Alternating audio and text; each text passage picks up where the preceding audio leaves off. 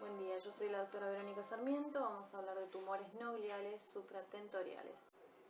Entre ellos vamos a describir al linfoma primario del sistema nervioso central, meningiomas, tumores pineales y metástasis.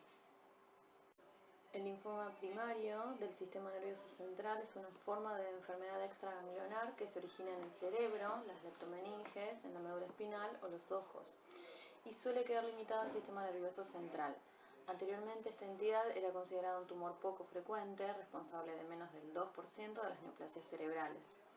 Sin embargo, en las últimas 2 décadas se ha observado una mayor frecuencia en pacientes inmunocompetentes e inmunodeprimidos.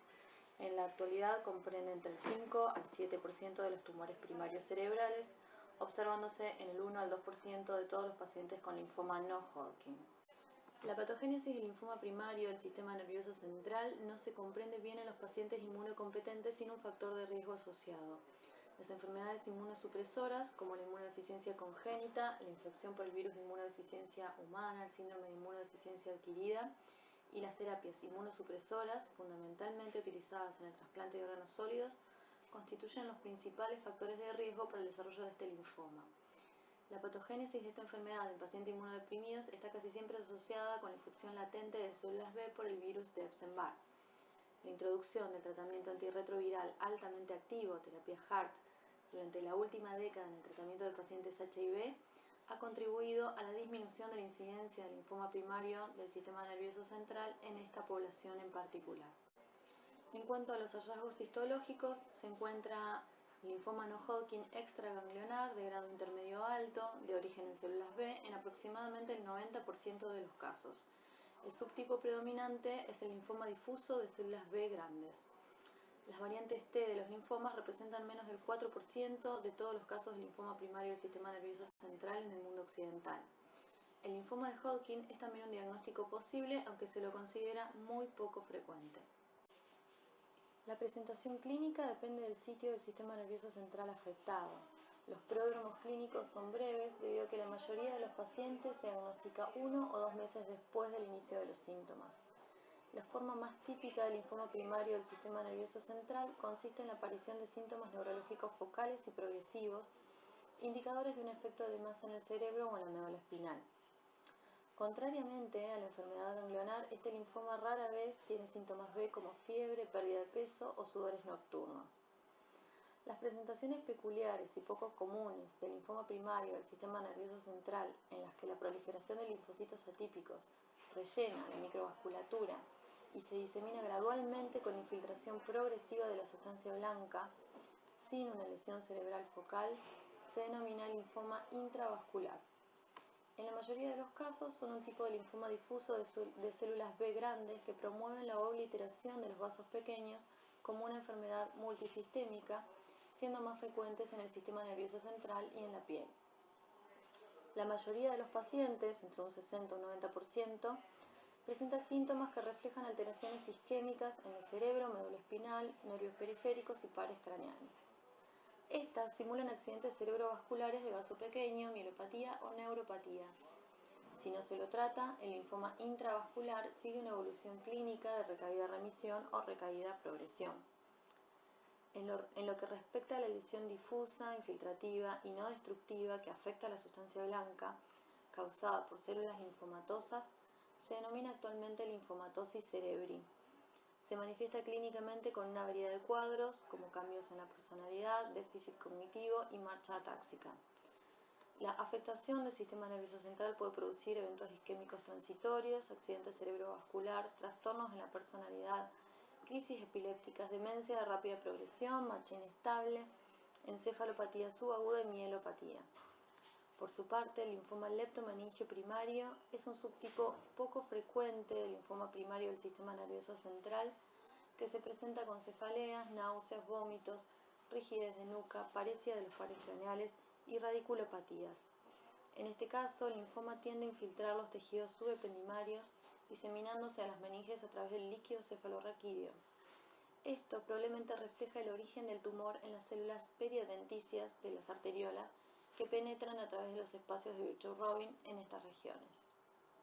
En pacientes con sospecha de linfoma primario del sistema nervioso central, se requiere un examen físico detallado y estudios complementarios de diagnóstico para descartar el compromiso de otros órganos y sistemas. La biopsia cerebral, después de la tomografía computada con contraste o preferiblemente la resonancia magnética con contraste endovenoso, es el método más apropiado para determinar un diagnóstico específico. El tratamiento con esteroides puede interferir con el diagnóstico histopatológico. Si bien el linfoma primario del sistema nervioso central se puede diagnosticar exitosamente sin interrumpir la administración de corticoides, siempre que sea posible, estos medicamentos deben suspenderse en pacientes con diagnóstico presuntivo de linfoma primario del sistema nervioso central durante por lo menos 7 a 10 días previos a la biopsia. Por su celularidad, elevada proporción núcleo-citoplasma y ruptura de la barrera hematoencefálica y por la predilección por las regiones periventriculares profundas, el linfoma primario del sistema nervioso central del parénquima cerebral suele tener un aspecto hipercelular característico, tanto en la TC como en la resonancia magnética. De hecho, todas las lesiones muestran realce luego de la administración del contraste endovenoso. No obstante, este aspecto típico puede variar entre individuos inmunocompetentes e inmunodeprimidos. En esta imagen de tomografía computada vemos la lesión espontáneamente hiperdensa con respecto al parénquima encefálico que involucra sustancia blanca periventricular con compromiso del cuerpo calloso. Vemos el intenso edema vasogénico perilesional y vemos luego de la administración de contraste endovenoso en la imagen de la derecha un intenso refuerzo homogéneo. En pacientes inmunocompetentes, el linfoma cerebral suele presentarse como una lesión única de localización hemisférica central en el 65% de los casos. Afecta a la región supratentorial en el 87% de los casos y a menudo alcanza o cruza la línea media a través del cuerpo calloso. Las lesiones del sistema nervioso central en el linfoma primario afectan a los hemisferios cerebrales en un 38%, tálamo y ganglios de la base en un 16%, la región periventricular en un 12% y el cerebelo en el 9% de los pacientes. Se cree que las células atípicas, densamente agrupadas, son responsables de la hiperatenuación que suele observarse en tomografía computada sin contraste en un 70% de los casos. Las lesiones múltiples se describen en el 20-40% de los pacientes. El realce post-contraste es característicamente homogéneo y la presencia de una masa con realce difuso en el cuerpo calloso sin necrosis es muy sugerente del linfoma primario del sistema nervioso central. Sin embargo, en la resonancia magnética, el linfoma primario del sistema nervioso central puede mostrar un realce variable con patrones radiales lineales, el signo de la muesca, y patrones de realce periféricos, incluidos la captación en anillo o en anillo incompleto. Al respecto, cuando el realce es periférico, el linfoma primario del sistema nervioso central debe ser diferenciado de las enfermedades infecciosas y de las lesiones desmielinizantes pseudotumorales. En pacientes inmunocompetentes, la hemorragia intratumoral es infrecuente, así como la calcificación interna, aunque esta última puede verse si existe algún antecedente de quimio o radioterapia. En la mayoría de los pacientes, la resonancia magnética revela una señal de intermedia a baja señal con respecto a la sustancia gris en las secuencias ponderadas en T1, T2 y FLAR. Después de la administración de contraste endovenoso, en las secuencias T1, las lesiones suelen mostrar un realce post-contraste marcado a moderado. Se considera que es la marca distintiva del linfoma primario del sistema nervioso central en pacientes inmunocompetentes. Por lo general, se observan los hallazgos clásicos de una lesión ocupante de espacio, incluyendo el efecto de masa y el edema vasogénico perilesional, aunque son menos prominentes que los observados en pacientes con gliomas malignos o metástasis cerebrales. El linfoma primario de células B grandes en un paciente inmunocompetente. En la imagen a la izquierda de la pantalla vemos la tomografía, un corte axial sin contraste, en donde se observa una lesión espontáneamente hiperdensa que cruza el cuerpo calloso. Vemos las flechas que lo señalan. En la secuencia del coronal T2, la figura del medio, vemos una lesión que involucra el cuerpo calloso de señal intermedia con respecto a la sustancia gris, que se distingue del edema vasogénico perilesional, que afecta fundamentalmente al hemisferio cerebral izquierdo y es hiperintenso en secuencias T2. La imagen coronal de la derecha, luego de la administración de contraste endovenoso, muestra un marcado refuerzo homogéneo. En la mayoría de los pacientes, la resonancia magnética revela una señal intermedia a baja con respecto a la sustancia gris en las secuencias ponderadas en T1, T2 y FLAIR. Después de la administración del contraste endovenoso, las lesiones suelen mostrar un refuerzo homogéneo moderado a marcado. Otro paciente evidencia una imagen pseudonodular de señal baja en secuencias T2 con intenso edema vasogénico, involucra el esplenio del cuerpo calloso y sustancia blanca periventricular posterior y occipital derecha que muestra un refuerzo nodular. El diagnóstico diferencial es con una metástasis. En pacientes inmunodeprimidos, especialmente en los casos HIV positivos, el linfoma primario suele desarrollarse con una alteración aguda del estado mental en el marco de una encefalopatía. Esta presentación se correlaciona con el patrón más frecuente de realce difuso y multifocal, que se observa en un 71% de los casos, de lesiones infiltrativas únicas o múltiples, que suelen observarse también en esta población en un 30-80% de los casos. El tumor afecta el parénquima cerebral periventricular supratentorial en el 55% de los pacientes, comprometiendo con frecuencia el cuerpo calloso, los ganglios de la base y otros núcleos cerebrales profundos. A su vez, se suele encontrar imágenes de aspecto necrótico en esta población. Las porciones sólidas del tumor en general conservan su aspecto imagenológico en la tomografía sin contraste, hiperatenuantes, y en la resonancia magnética sin contraste con su señal característica ISO o hipointensa en ponderación FLAIR y T2. Mientras que el refuerzo post-contraste endovenoso es variable tanto en la tomografía como en la resonancia magnética y por lo general irregular, heterogéneo o periférico en hasta el 75% de los pacientes. La extensión a través de los espacios de Virchow-Robin y la invasión de la superficie ventricular que producen siembra subependimaria son características del linfoma primario del sistema nervioso central en el contexto de inmunosupresión. También la hemorragia espontánea en las lesiones del linfoma primario del sistema nervioso central no son infrecuentes en pacientes inmunodeprimidos. Incluso la hemorragia espontánea, la ausencia de realce de la lesión cerebral o la alteración difusa de la señal de la sustancia blanca no excluyen el linfoma primario del sistema nervioso central en este contexto en particular. Acá vemos otro paciente que presentaba estas lesiones que involucraban la sustancia blanca periventricular y algunas con proyección intraventricular de aspecto pseudonodular, restrictivas en las secuencias de difusión que vemos en la fila de abajo con el mapa de C. Arriba vemos el corte axial T2 y FLAIR, donde vemos que tiene una señal intermedia con respecto a la sustancia gris y marcado edema periventricular. El mismo paciente, luego de la administración de contraste endovenoso en cortes axiales y coronales, vemos lesiones como captan en forma ávida el contraste endovenoso y se ve también un refuerzo de la sustancia blanca periependimaria. Podría estar asociado a un fenómeno de diseminación leptomeningia.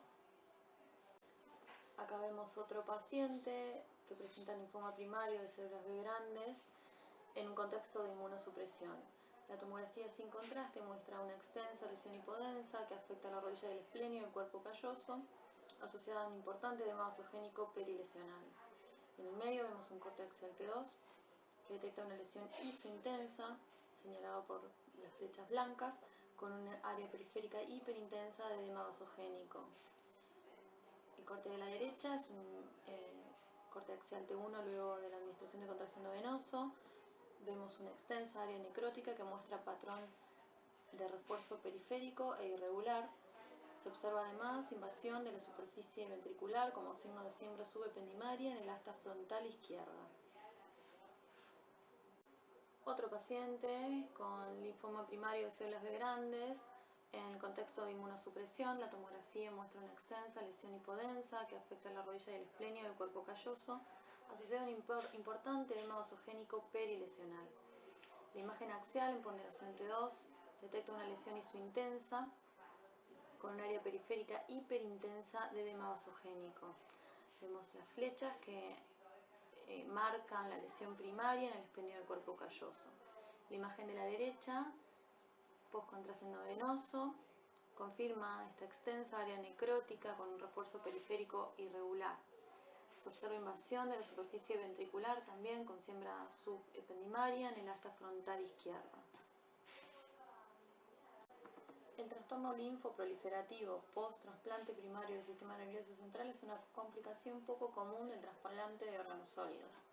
Su incidencia varía según la edad del receptor, el tipo e intensidad de inmunosupresión y el tipo de trasplante de órgano. Aproximadamente el 15% de los trasplantados con trastorno linfoproliferativo presenta compromiso del sistema nervioso central en una media de tiempo variable desde el trasplante hasta el momento del diagnóstico, aunque generalmente sucede varios años después de la intervención. Si bien el trastorno linfoproliferativo post-trasplante puede ser un evento focal, muchas veces se presenta con lesiones multifocales afectando cualquier parte del cerebro. Predominan los hemisferios cerebrales, por lo general en la sustancia blanca subcortical o en los ganglios de la base, con lesiones de realce homogéneo o en anillo. Se recomienda un método invasivo para analizar el tejido a fin de confirmar el diagnóstico y determinar el tratamiento. La mayoría de estos pacientes presenta enfermedad monomórfica positiva para virus Epstein-Barr de origen en células B. Mientras el linfoma primario del sistema nervioso central determina tumores focales del parénquima cerebral respetando los espacios extraaxiales, en los linfomas sistémicos se observa con mayor frecuencia una infiltración meningea que en general es asociada a un mal pronóstico. Además de la administración endovenosa de gadolínio, las secuencias ponderadas en T1 y FLAIR son las secuencias de resonancia magnética más sensibles para demostrar la infiltración leptomeningea. El linfoma de la dura madre sin compromiso sistémico o cerebral ocurre muy pocas veces. Afecta comúnmente la convexidad cerebral, pero también puede aparecer en la hoz, el tentorio, regiones celares, parcelares o la columna vertebral. La anatomía patológica muestra un linfoma no-Hodgkin de bajo grado, un linfoma en general de la zona marginal de tipo de tejido linfático relacionado con la mucosa MALT. Dado que el sistema nervioso central no contiene tejido MALT, se ha planteado como hipótesis que las células meningoteliales de la membrana aracnoidea podrían ser análogas a las células epiteliales de los tejidos en los que aparecen los linfomas MALT. Las lesiones pueden ser únicas o múltiples y se muestran hiperdensas en la tomografía, lo que refleja su hipercelularidad, mientras que en la resonancia magnética se ven lesiones extraaxiales únicas o múltiples con asiento en la dura madre, que refuerzan en forma difusa luego de la administración de gadolínio. El linfoma de la dura madre puede no distinguirse radiográficamente de un meningioma, pero la presencia de edema vasogénico e invasión cerebral parenquimatosa con un límite borroso entre el tumor y el cerebro lo sugiere. La afección de la bóveda craneal se considera inusual, en particular en el caso del linfoma primario del sistema nervioso central. Existen reportes que muestran un patrón imaginológico típico con tumores de cráneo expansivos que afectan los tres compartimientos de la bóveda craneal, incluyendo el cuero cabelludo, huesos del cráneo y la paquimeninge, aún en ausencia de osteólisis. Este patrón típico se puede observar en tomografía en resonancia magnética. Las secuencias ponderadas en T1 con saturación grasa post-contraste son útiles para establecer la extensión y el realce del tumor en los compartimentos intra- y extracraneales. Curiosamente, la erosión ósea no suele ser evidente en la tomografía computada, independientemente del tamaño de la lesión al momento del diagnóstico. El término linfomatosis cerebri indica una forma de linfoma primario del sistema nervioso central difusa e infiltrante que no forma una masa. Se caracteriza por una hiperintensidad de señal de la sustancia blanca, progresiva, bilateral y muchas veces simétrica en las secuencias ponderadas en T2 y FLAIR, sin realce postcontraste endovenoso. Las alteraciones en la resonancia magnética se describen en su mayoría en la sustancia blanca de las regiones frontal y periventricular profunda, en los ganglios de la base y el cuerpo calloso. Las estructuras infratentoriales también pueden verse afectadas. El linfoma intravascular del sistema nervioso central puede mostrar lesiones hiperintensas, inespecíficas en la sustancia blanca, compatibles con la afectación de pequeños vasos.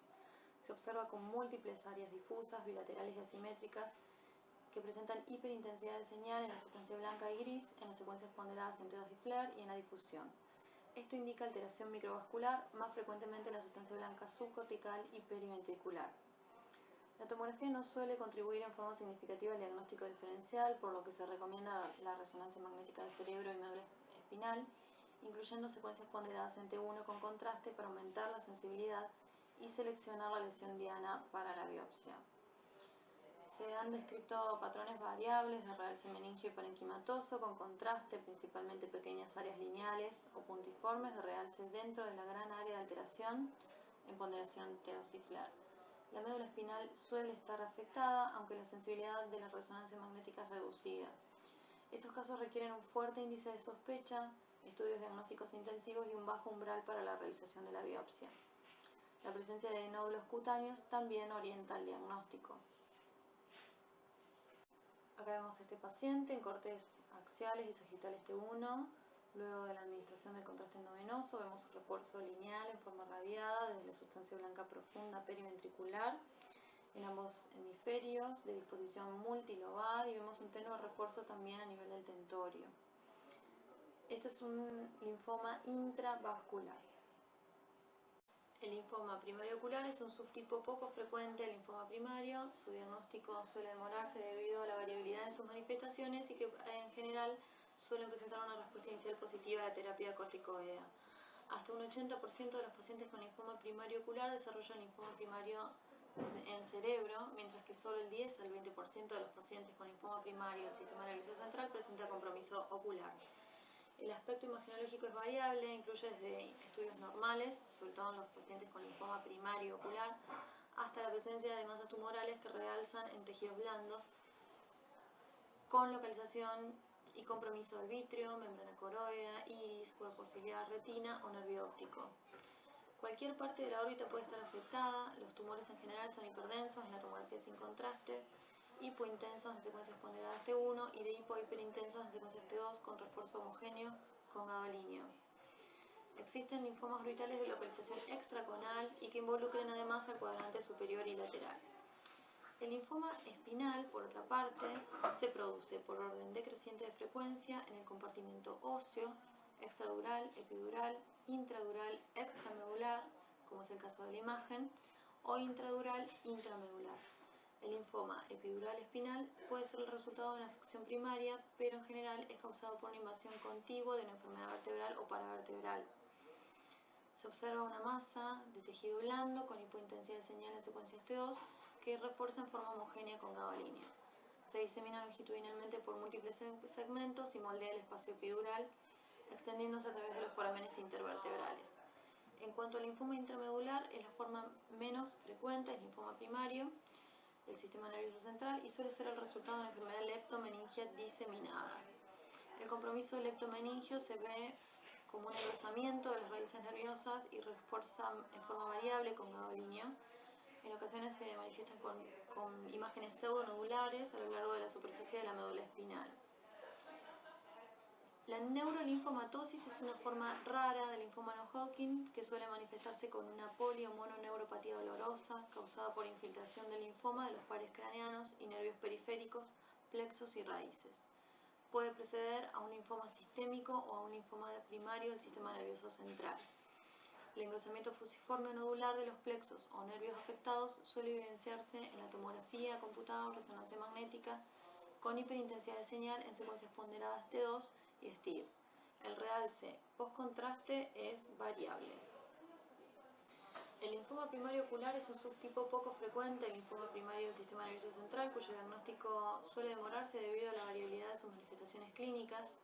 Además, en algunos casos hay una respuesta inicial positiva a la terapia corticoidea, lo cual dificulta aún más el diagnóstico. Hasta un 80% de los pacientes con linfoma primario ocular desarrollan linfoma primario del sistema nervioso central en cerebro, mientras que solo el 10 al 20% de los pacientes con linfoma primario del sistema nervioso central presenta compromiso ocular.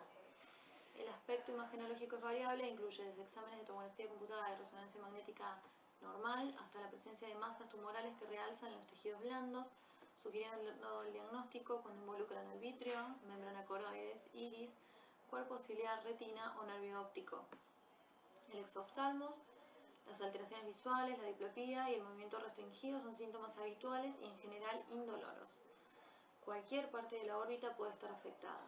Los tumores son hiperdensos en la tomografía computada sin contrastes y hipointensos en las secuencias ponderadas en T1 y de hipo a hiperintensos en las secuencias ponderadas T2 con realce homogéneo con gadolinio. Se han descrito además algunas formas de localización extraconal y en el cuadrante superior y lateral de la órbita. Por otra parte, tenemos el linfoma espinal, que se produce por orden decreciente de frecuencia en el compartimento óseo, extradural, epidural, intradural, extramedular, como es el ejemplo de la fotografía, o intradural, intramedular. El linfoma epidural espinal suele ser el resultado de una afección primaria, pero también puede ser causado por una invasión contigua de una enfermedad vertebral o paravertebral. Por lo general consiste en la presencia de una masa de tejido blando con hipointensidad de señal en secuencias ponderadas entre 2 y refuerzo homogéneo con gadolinio. Se disemina longitudinalmente por múltiples segmentos y moldea el espacio epidural extendiéndose a través de los agujeros intervertebrales. En cuanto al linfoma intramedular, es la forma menos común del linfoma primario del sistema nervioso central. Suele ser el resultado de una enfermedad leptomeningia diseminada. Se observa fundamentalmente con engrosamiento de raíces nerviosas y refuerzo variable con gadolinio. En ocasiones, el compromiso leptomeningio se evidencia con masas pseudonodulares que refuerzan a lo largo de la superficie de la médula espinal. Cuando hay engrosamiento de las raíces nerviosas de la cola de caballo, este patrón imagenológico simula neurolinfomatosis. La neurolinfomatosis es una forma rara del linfoma no-Hodgkin que suele manifestarse con una poliomononeuropatía dolorosa, causada por infiltración del linfoma de los pares craneanos y nervios periféricos, plexos y raíces. Puede preceder a un linfoma sistémico o a un linfoma primario del sistema nervioso central. El engrosamiento fusiforme o nodular de los plexos o nervios afectados suele evidenciarse en la tomografía computada o en la resonancia magnética con hiperintensidad de señal en las secuencias ponderadas en T2 e inversión-recuperación con tiempo de inversión corto, STIR. El refuerzo con contraste es variable. En cuanto a la perfusión, ya sea por tomografía computada como resonancia magnética, lo que se observa en general es un incremento del volumen sanguíneo cerebral relativo en el área lesional. El diagnóstico diferencial es con los gliomas, que también evidencian un volumen sanguíneo cerebral aumentado, pero en general estos últimos presentan un incremento significativamente mayor. Bueno, la espectroscopía, ustedes saben que esta técnica nos permite obtener de manera no invasiva información acerca de las características bioquímicas del tejido cerebral. En los linfomas se han identificado picos altos de lípidos con alta relación colina-creatina, aunque este dato no es categórico para diferenciarlos de otras lesiones de tipo metastásicos o gliomas de alto grado, sí es útil para descartar otras entidades como algunos procesos infecciosos como toxoplasmosis o procesos desmielinizantes como una leucoencefalopatía multifocal progresiva en pacientes en contexto de inmunosupresión. La espectroscopía en los pacientes con linfoma expresa un incremento del pico de colina, caída del N-acetil-aspartato e incremento de la curva de lípidos. En general, el incremento del pico de lípidos se observa en el área sólida del tumor y la alteración consecuente de la relación colina-creatina que mencionamos al principio. Bueno, vamos a continuar la charla hablando ahora de meningiomas. Como ustedes saben, los meningiomas son tumores extraaxiales originados a partir de células del aracnoides y son los tumores primarios más frecuentes del sistema nervioso central. Representan el 36 a 37% de los tumores intracraneanos. Abarcan un amplio espectro que va desde lesiones pequeñas de lento crecimiento y hallazgo incidental y que requieren solo observación a masas extensas, de crecimiento progresivo, con compromiso de áreas vitales como el tronco cerebral y nervios craneales. La incidencia de los meningiomas se incrementa con la edad y la mayoría son diagnosticados en los adultos, aumentando significativamente a partir de los 65 años de edad. Predominan en el sexo femenino con una relación 2:1 y en la raza negra. El 98.6% son benignos, de grado 1, el resto son meningiomas atípicos, grado 2, y mucho más infrecuentes son los malignos o anaplásicos, grado 3. Las localizaciones más frecuentes es a nivel de la convexidad y en situación parasagital, el ala del efenoides, la fosa craneal media, el surco olfatorio, entre otras. La primera alteración genética descrita en los meningiomas fue la pérdida del cromosoma 22, que persiste como hallazgo más frecuente en la actualidad. Posteriormente se identificó un gen en el cromosoma 22, ionomina merlina, responsable del síndrome hereditario de neurofibromatosis tipo 2. Si bien los ionomas bilaterales son la característica primordial del síndrome, aproximadamente la mitad de los pacientes desarrolla también meningiomas, generalmente múltiples, lo que indica el papel del gen de la neurofibromatosis 2 en el desarrollo de los meningiomas. Estas alteraciones moleculares a nivel de este gen ocurren además en el 50% de los meningiomas esporádicos. A partir del 2013 se comunicaron diversas mutaciones genéticas en una pequeña proporción de meningiomas, tales como TRAF7, presente en un 93 a 100% de pacientes con meningioma de tipo secretor. La progesterona y sus receptores también se encuentran involucrados en el desarrollo de los meningiomas y esta evidencia está sustentada por la alta incidencia en mujeres y los niveles altos de expresión de receptores de progesterona, sobre todo en las recidivas tumorales. Más del 50% de los meningiomas tienen receptores positivos para progesterona. Sin embargo, los niveles de receptores de progesterona son inversamente proporcionales al grado histológico y el índice mitótico, lo que hace pensar que los receptores de progesterona están involucrados en la patogénesis de los meningiomas de grado 1, pero no en los de grado 2 y 3.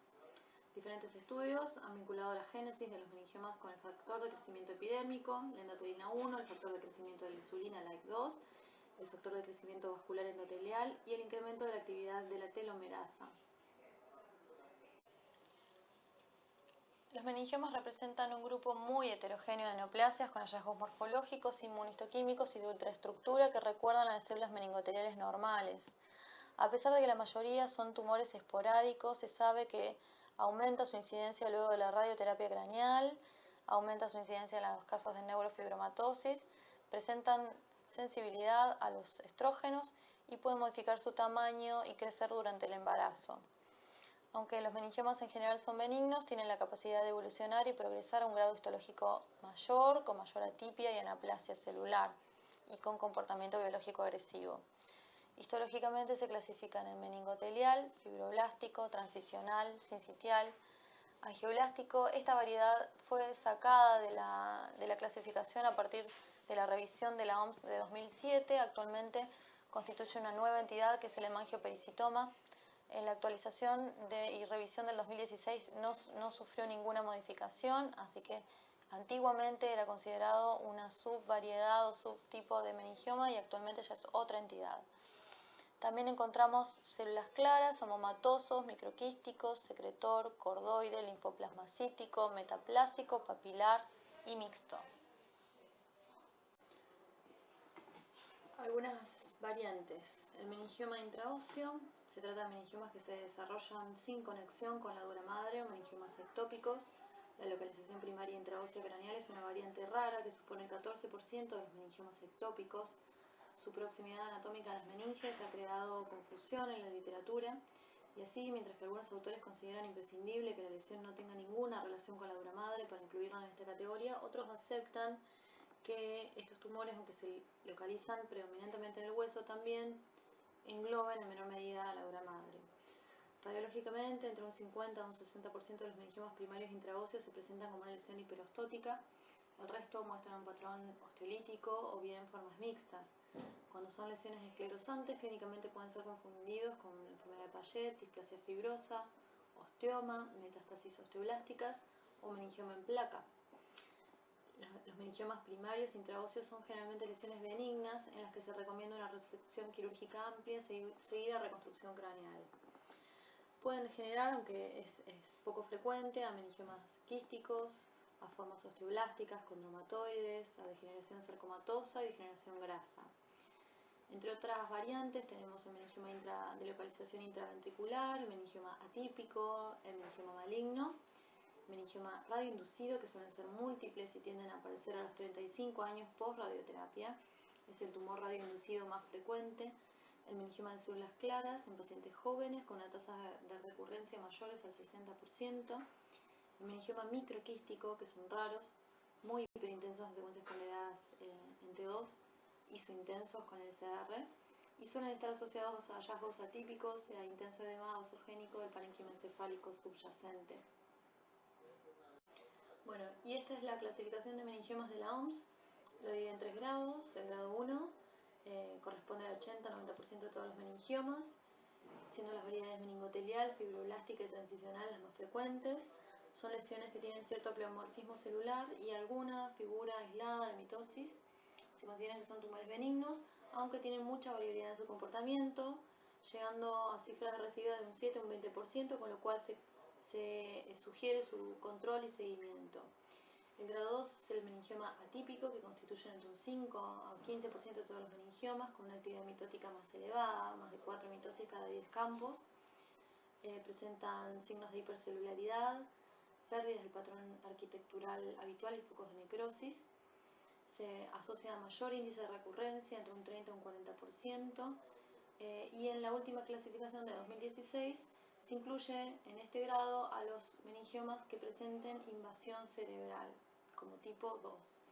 El grado 3, el meningioma maligno o anaplásico, representa el 1 al 5% de todos los casos. Presentan histológicamente signos evidentes de anaplasia, con mitosis mayor a 20 por cada 10 campos de gran aumento. Las variedades histológicas más frecuentes en esta clasificación, en este tipo, grado 3, son la rhabdoide papilar. Tiene una notable tendencia a la invasión local, con gran posibilidad de recidiva y pueden metastatizar. El pronóstico es malo, con un índice de recurrencia mayor al 60-70% y una supervivencia media menor de 2 años. Con respecto a los hallazgos imagenológicos, tenemos que tener en cuenta que, como son lesiones extraparenquimatosas originadas en las meninges, es muy importante valorar el compromiso o invasión de los senos venosos en función de la planificación quirúrgica y para poder predecir posibles complicaciones. En general son hallazgos casuales, se presentan con síntomas solo en aquellos casos que condicionan compresión de estructuras adyacentes. Es muy importante valorar el compromiso de los vasos corticales, la alteración, colapso o ampliación de los espacios subaracnoides, los fenómenos óseos reactivos, la deformación o alteración en la sustancia blanca y sustancia gris a expensas del efecto de masa o invasión. Tener en cuenta que son lesiones de márgenes bien definidos, que suelen tener una base de implantación amplia en la dura madre y que básicamente presentan dos morfologías básicas, globular o en placa. Pueden desarrollarse también quistes subaracnoides entre el meningioma y el parénquima cerebral subyacente, secundario al atrapamiento del líquido cefalorraquídeo por adherencias aracnoides o degeneración quística del tumor. El grado de edema es variable y no tiene por qué estar vinculado a la agresividad histológica del tumor. Este es otro dato que tenemos que tener muy presente. Como decíamos previamente, son lesiones extraaxiales con base de implantación dural, homogéneas, de márgenes bien definidos. En un 60% de los casos son ligeramente hiperdensos con respecto al tejido cerebral normal. Pueden presentar calcificaciones focales o difusas en un 20 o 25%. Esto se visualiza en la imagen de la derecha de la pantalla, calcificaciones groseras. Puede existir hiperostosis reactiva en la calota subyacente.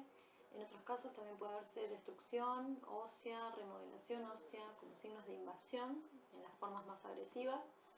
Y característicamente, luego de la administración del contraste endovenoso, muestra un refuerzo homogéneo e intenso con una base de implantación amplia, y es un signo radiológico que ha sido ampliamente descrito, es el de la cola dural. En los márgenes de la lesión podemos ver un refuerzo lineal de la dura madre denominado cola dural. En las imágenes de la pantalla vemos la serie sin contraste, en la primera a la izquierda, la lesión expansiva, extraaxial y discretamente hiperdensa con respecto al parénquima. Vemos el intenso edema vasogénico perilesional, con contraste vemos el refuerzo intenso y homogéneo. Otra imagen, como mencionábamos previamente, a la derecha con las calcificaciones groseras. En más de la mitad de los casos, en los meningiomas, puede observarse un leve a moderado edema peritumoral. La dificultad diagnóstica surge cuando el edema vasogénico está fuera de proporción con el tamaño de la lesión del meningioma. Existe cierta controversia en cuanto a la causa de este edema peritumoral asociado a meningiomas. Algunas teorías sugieren una lesión mecánica a través de compresión directa o de una lesión isquémica secundaria al compromiso de arterias corticales o a la participación de los senos durales. También se ha postulado la producción directa de líquido tumoral. La presencia de edema peritumoral adyacente a un meningioma no implica necesariamente la invasión intraaxial y no ayuda a graduar los meningiomas en invasivos o no invasivos. Acá vemos imágenes de resonancia magnética con meningiomas típicos que se presentan con lesiones bien definidas isointensas o ligeramente hipointensos respecto a la sustancia gris en secuencias potenciadas T1. En secuencias potenciadas T2 muestran un patrón de intensidad de señal variable que se suele relacionar con los hallazgos histológicos. La hipointensidad de señal en T2 en general se relaciona a elementos fibroblásticos o transicionales, mientras que la hiperseñal se vincula a elementos angioblásticos.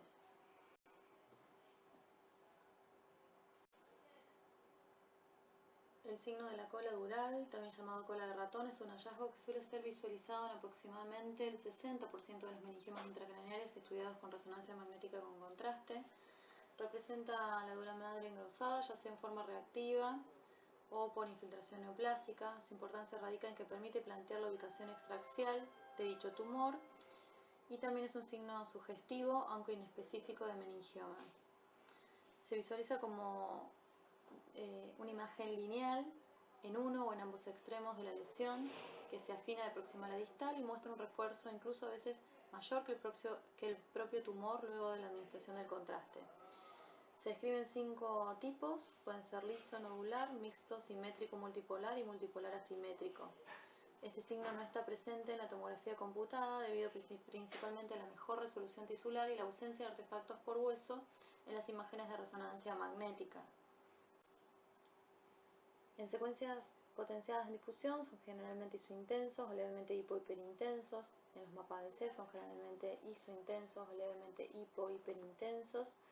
En los estudios de perfusión presentan un volumen sanguíneo cerebral aumentado secundario a la retención del contraste en el espacio extracelular de la lesión. Y la espectroscopía, si bien no es excluyente, pueden darnos algunos datos orientativos o sugerentes. Entre ellos el pico de alanina, que lo encontramos en 1.3, 1.5 partes por millón. Podemos encontrar también incremento del pico de glutamina a glutamato, aumento de corina, la disminución o ausencia de N-acetilaspartato, que excluye la etiología o el origen neuronal de la lesión, y la ausencia o significativo descenso de la creatina. Con respecto a los meningiomas atípicos y malignos, existen algunas características imagenológicas que pueden ser orientativas, entre ellas la captación heterogénea del contraste. Pueden presentar un refuerzo periférico, sobre todo en aquellos casos asociados a degeneración quística o áreas de necrosis. Aquí hay que hacer el diagnóstico diferencial con gliomas quísticos, metástasis, abscesos o gliomas de alto grado. El edema vasogénico peritumoral. El grado de edema se ha sugerido que pueda deberse a la localización del meningioma, como así también al tipo histológico, a la vascularización, a la presencia de factores de crecimiento endotelial, prostaglandinas y nivel hormonal. Los hallazgos mediante secuencias de difusión del edema peritumoral, sin embargo, no permiten diferenciar entre un meningioma típico de un meningioma atípico. La presencia de márgenes irregulares, polilobulados, la presencia de degeneración quística. Los meningiomas quísticos son poco frecuentes y suelen estar localizados a nivel de la convexidad o parasagittales. En estos casos, el diagnóstico diferencial debe realizarse con lesiones de tipo metastásico, hemangioblastomas, neuroblastomas y tumores gliales con componente quístico asociado, como por ejemplo un astrocitoma quístico. El compromiso o invasión cortical aumenta el riesgo de recurrencia y en general son de mal pronóstico. La difusión en los meningiomas atípicos se han llevado a cabo diferentes estudios que demostraron que existe una correlación entre los valores de ADC y la celularidad tumoral y el grado, por lo que las secuencias de difusión podrían contribuir a diferenciar meningiomas típicos de atípicos o malignos. Muchos componentes de la histología del tumor contribuyen a diferencias en los valores del ADC, como por ejemplo la celularidad del tumor, la presencia de tejido fibroso o gliótico, entre otros. La mayoría de los meningiomas atípicos o malignos son hiperintensos en secuencias de difusión, con valores de ADC significativamente más bajos que los meningiomas típicos o que la sustancia blanca normal. Los bajos valores de ADC pueden estar asociados a un aumento en la actividad mitótica y disminución del líquido en el espacio extracelular. Y en general los valores elevados se dan en los meningiomas típicos. Esto puede ayudar al diagnóstico diferencial. Acá tenemos una imagen, los cortes de arriba por tomografía computada sin y con contraste, y abajo una serie con contraste de resonancia magnética, secuencia T1, donde vemos una lesión extraaxial de márgenes polilobulados con importante degeneración quística y efecto de masa sobre el parénquima adyacente. Son 3 lesiones distintas, el comportamiento es similar, son todos meningiomas atípicos. Otro ejemplo en secuencias T1, T2 y sagital T1 con contraste endovenoso de un meningioma agresivo con invasión cortical. Vemos la destrucción del techo orbitario y la degeneración quística de la lesión, mejor caracterizado en la secuencia sagital T1 con un refuerzo excéntrico intenso con contraste endovenoso. Entre los diagnósticos diferenciales tenemos que mencionar a la osificación de la hoz, lesiones metastásicas, tumores de la vaina nerviosa, tumor epidermoide, paquimeningitis hipertrófica, histiocitosis de Langerhans, enfermedad de Rosay-Dorfman, hemangiopericitoma de meningio, linfoma, tumor fibroso solitario, glioblastoma, santoastrocitoma pleomorfo y hemangioma óseo. Con respecto al hemangiopericitoma, es una lesión de característica extraaxial que en este caso se presenta en el ángulo pontocerebeloso derecho y su intensa en secuencias potenciadas T2 y no evidencia efecto restrictivo en difusión. Presenta moderado refuerzo luego de la administración del contraste. Puede presentar también el signo de la cola dural. No afecta ni remodela el conducto auditivo interno. Presenta características radiológicas similares a la de los meningiomas, siendo prácticamente imposible realizar el diagnóstico diferencial. El diagnóstico definitivo es anatomopatológico. Los hemangiopericitomas son tumores malignos que se originan de los pericitos de Zimmermann, que son células musculares lisas contráctiles que rodean los capilares sanguíneos y vénulas postcapilares. Pueden aparecer en cualquier parte del organismo, aunque son más frecuentes en tejidos blandos, como el sistema musculoesquelético, retroperitoneo y piel. Los de localización intracraneal son muy infrecuentes y durante mucho tiempo se agruparon dentro de los meningiomas con la variedad angioblástica. La actual clasificación de la OMS de los tumores intracraneales concede a los hemangiopericitomas una entidad propia, distinta e independiente de los meningiomas, separándolos de estos e incluyéndolos dentro de los tumores meningios mesenquimales no meningoteliales. Se consideran sarcomas malignos, muchos más agresivas que los meningiomas, con gran tendencia a la recidiva local y a la producción de metástasis extracraneales. Son raros, se representan el 2.5% de todos los tumores meningios y menos del 1% de los tumores intracraneales. Suelen aparecer a edades más tempranas que los meningiomas, siendo más frecuentes en la quinta, sexta década de la vida, y a diferencia de estos, son más frecuentes en varones que en mujeres. El 10% se presenta en niños y en ellos el pronóstico es favorable. La localización más frecuente es a nivel parasagital en relación con la hoz cerebral. Son lesiones únicas, se cree que no existen multicéntricos. Cuando aparecen varias lesiones en el mismo paciente, pensar en meningiomas o una siembra a través del líquido cefalorraquídeo de un hemangiopericitoma inicial único. Las características radiológicas son similares a las de los meningiomas, siendo prácticamente imposible realizar el diagnóstico diferencial, tal como dijéramos al comienzo de esta diapositiva. Tienden a mostrar un aspecto más heterogéneo que los meningiomas, con un realce más irregular y parcheado. Las calcificaciones intratumorales e hiperostosis son menos frecuentes que en los meningiomas. En cambio, la erosión ósea, la existencia de grandes vasos en el interior de la lesión y el edema perilesional es más característico de los hemangiopericitomas. Los schwannomas son tumores benignos que proceden de las células de Schwann, de la vaina de los nervios craneales. Son los segundos tumores extraaxiales más frecuentes y los más frecuentes en el compartimiento infratentorial. Afectan con mayor frecuencia nervios sensitivos. El lugar de origen más frecuente es el nervio vestibular. El neurinoma del acústico es la tumoración más frecuente del ángulo pontocereberoso. Las principales características radiológicas es que en secuencias potenciadas en T2, se caracterizan por la ausencia de señal de líquido cefalorraquídeo en el interior del conducto auditivo interno, presentan un intenso realce tras la administración de contraste endovenoso. Las calcificaciones son infrecuentes y cuando se encuentran en un tumor del ángulo pontocerebeloso es más probable que se trate de un meningioma. Los ionomas de mayor tamaño presentan extensión al ángulo pontocerebeloso que da una apariencia típica en cucurucho. A diferencia de los meningiomas, suelen aparecer centrados en el poro acústico del conducto auditivo interno. No suelen presentar extensión supratentorial ni signo de la cola dural. Presentan un refuerzo heterogéneo. Suelen remodelar y ampliar el conducto auditivo interno y pueden presentar imágenes quísticas intratumorales.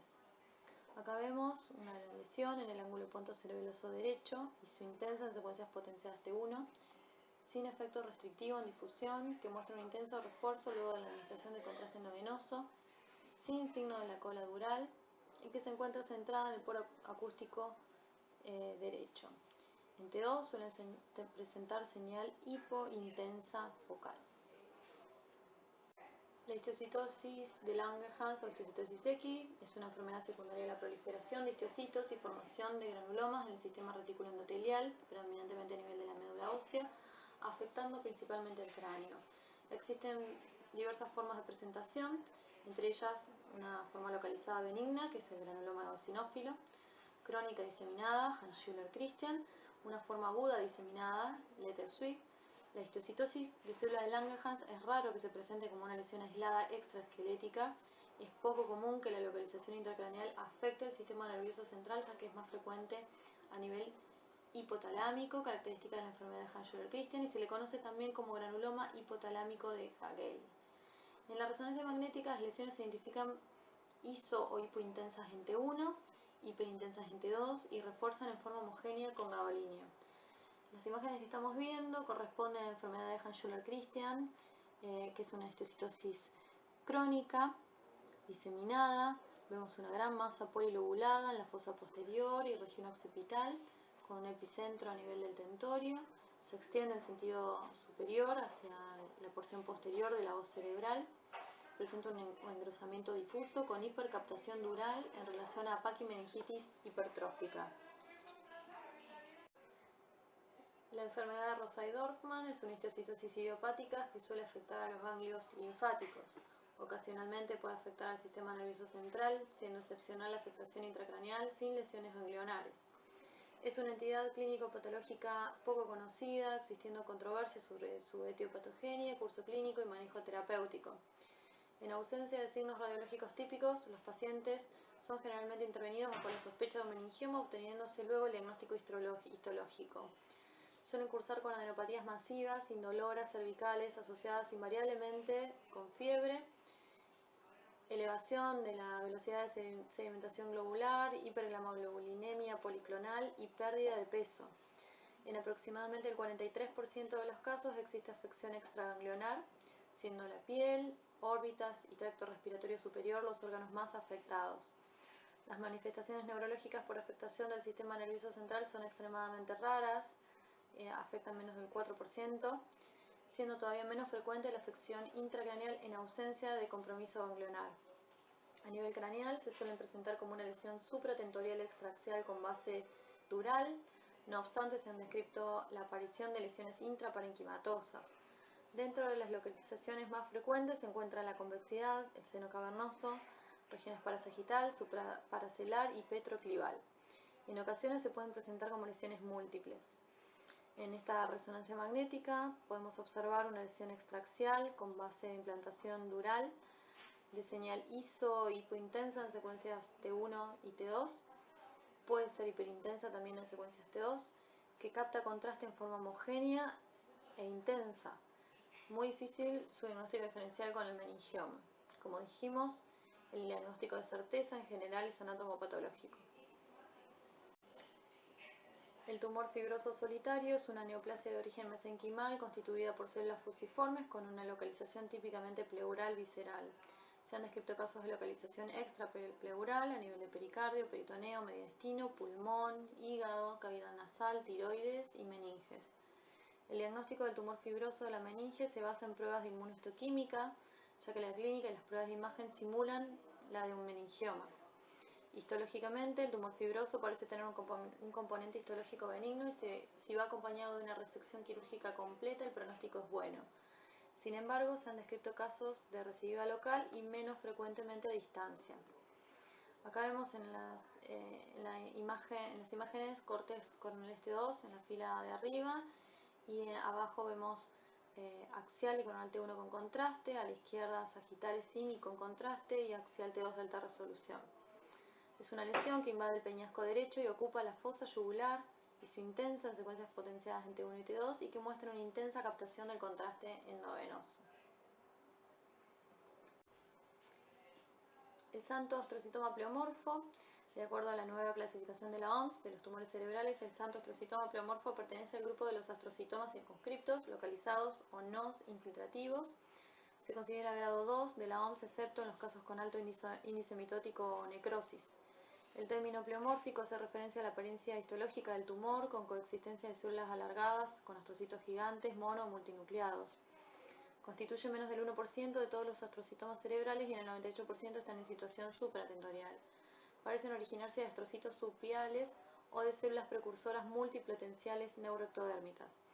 Es un tumor poco frecuente que aparece en adolescentes y adultos jóvenes, se localiza con mayor frecuencia a nivel supratentorial en lóbulos temporales y parietales. Imagenológicamente se comporta como una masa intracortical hemisférica en situación periférica bien delimitada, que puede presentar un componente quístico y de nódulos murales, generalmente protruyéndose a las meninges. El componente quístico es hipointenso en T1 y hiperintenso en T2 y FLAIR. El componente sólido generalmente tiene una señal intermedia en todas las secuencias con un realce moderado e intenso luego del contraste endovenoso. La masa puede deformar las meninges adyacentes que realzan de manera intensa, similar a la cola dural. Puede asociarse a displasia cortical. Vamos a hablar ahora de las lesiones que involucran a la glándula pineal. Ustedes saben que la glándula pineal es una estructura pequeña, varía en tamaño de 10 a 14 milímetros, se ubica en la línea media, por encima del tentorio y los colículos superiores y por debajo del esplenio del cuerpo calloso y de la vena de Galeno. Está unido a la cara superior del borde posterior del tercer ventrículo.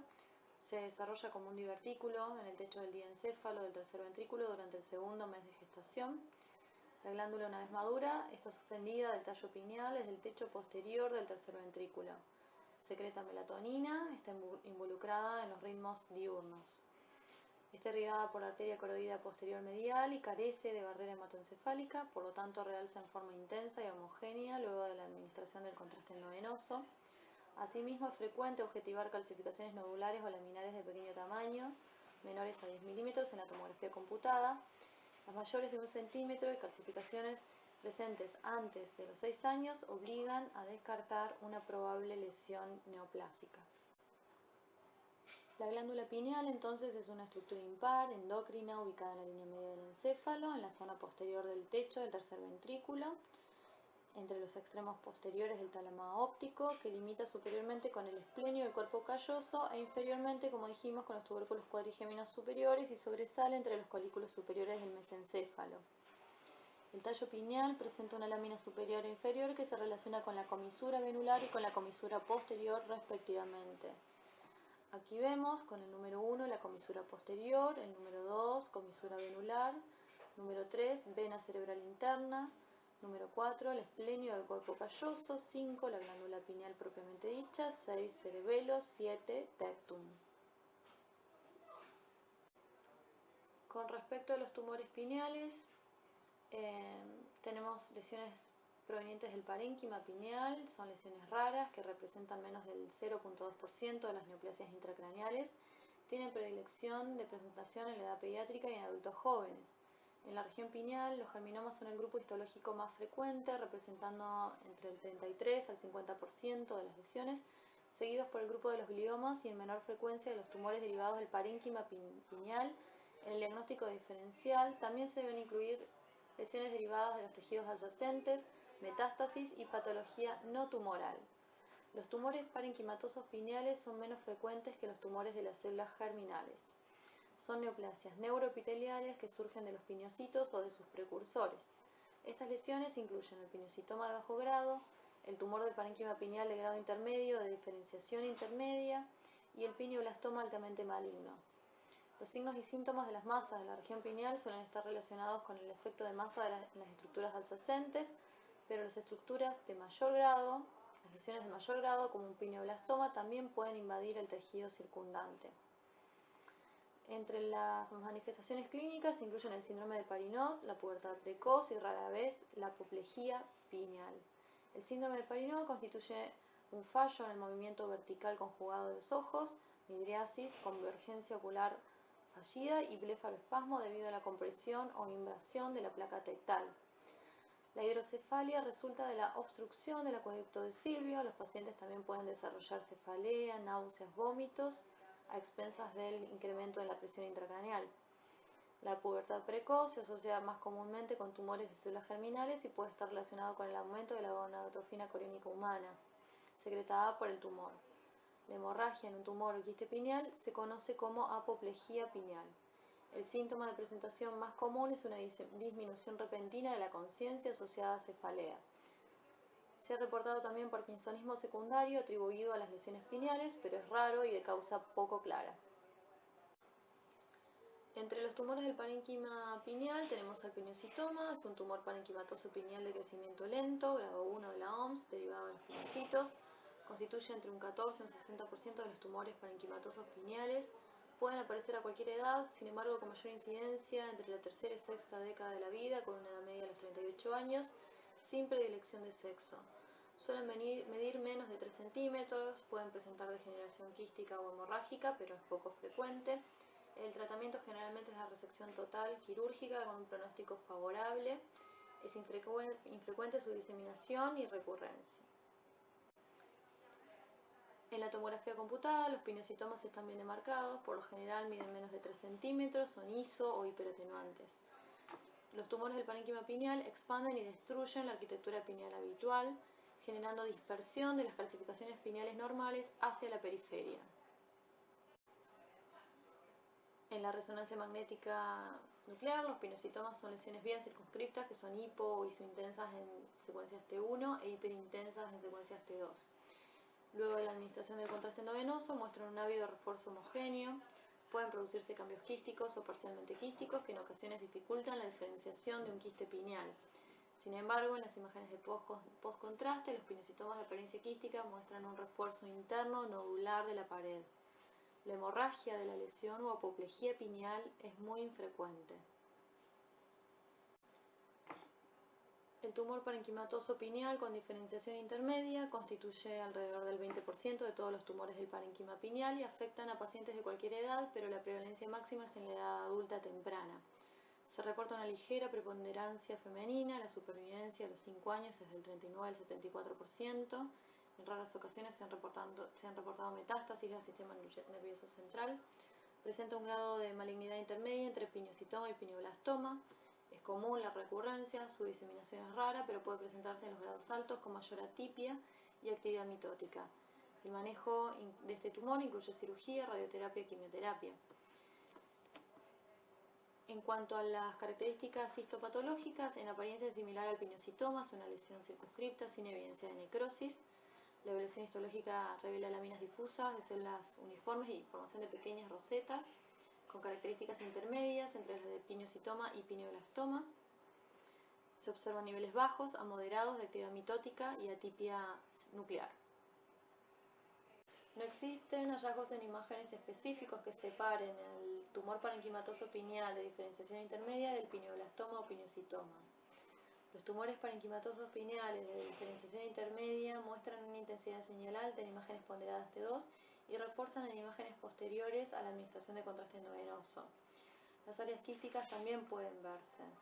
Bueno, esta es una imagen donde vemos un señor que se presentó con visión borrosa y papiledema al examen físico, la resonancia magnética en el corte axial, en la primera imagen a la izquierda, arriba, en la primera fila, muestra una lesión hiperintensa en secuencias T2 que afecta a la región pineal con signos de hidrocefalia.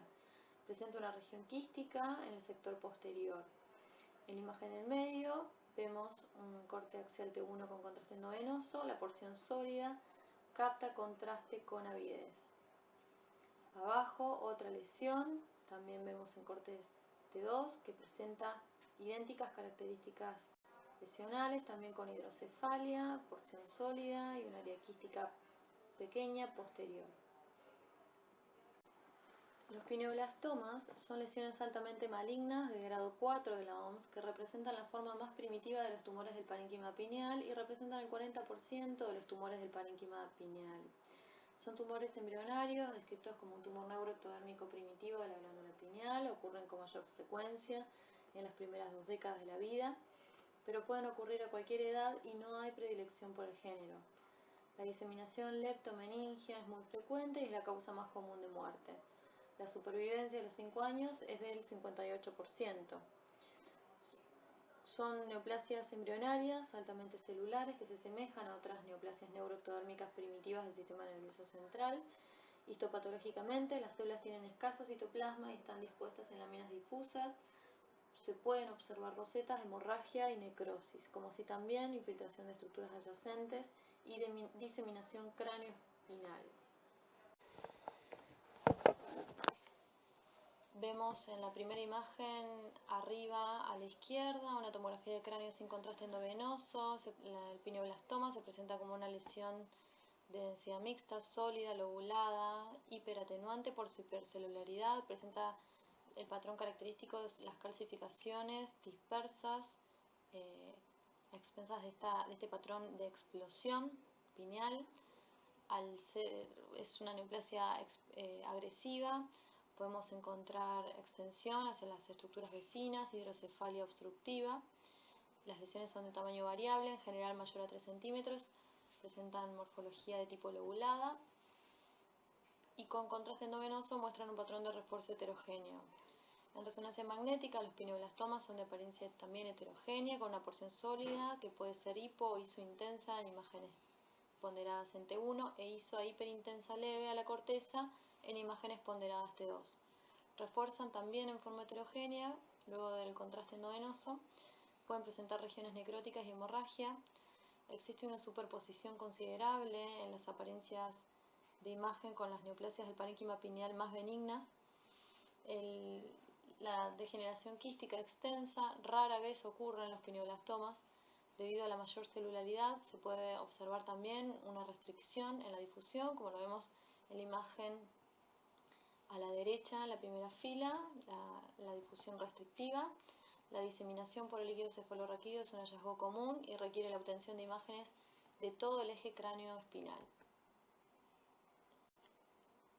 El retinoblastoma trilateral se refiere a la presencia de retinoblastoma ocular bilateral y un tumor intracraneal, típicamente de línea media, de células pequeñas. Los tumores intracraneales asociados con retinoblastoma ocurren con mayor frecuencia en la región de la glándula pineal, pineoblastomas. La segunda localización más común es la región supracelular. Los pacientes con retinoblastoma trilateral con más frecuencia tienen antecedentes familiares y presentan enfermedad ocular antes que aquellos con retinoblastoma esporádico o unilateral. Se ha informado que la supervivencia media de los pacientes con retinoblastoma trilateral es hasta 19 meses. Acá vemos en la imagen un retinoblastoma trilateral en una niña de 2 años con antecedentes de enucleación por retinoblastoma. La primera imagen a la izquierda es una secuencia T1 axial con saturación grasa que muestra un foco de refuerzo a lo largo de la pared medial del globo ocular izquierdo, como lo señala la flecha. Este hallazgo es vinculable a retinoblastoma.